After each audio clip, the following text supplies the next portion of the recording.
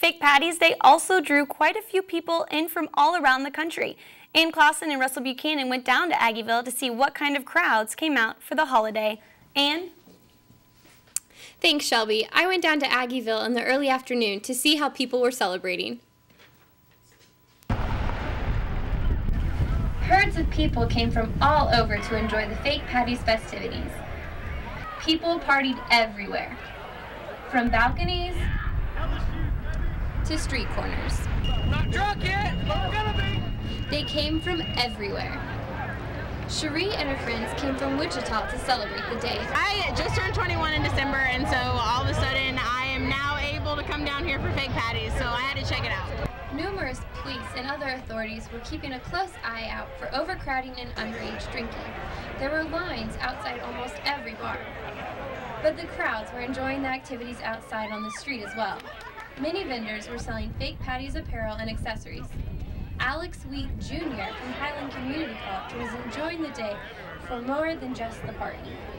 So many women out here. So much happiness, women, green, food, festivities. It's nothing like it, nothing like it. People were hoping for the party of ages in Aggieville. The sun is out in Aggieville, the streets are full of people in green, and they're pretty calm and collected this afternoon. Russell Buchanan came back after dark to see what was going on.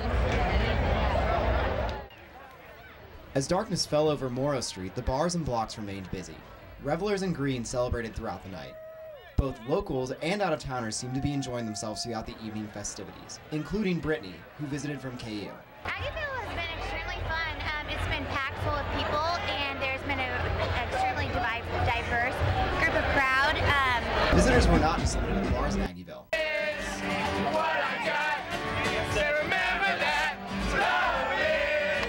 Live street music,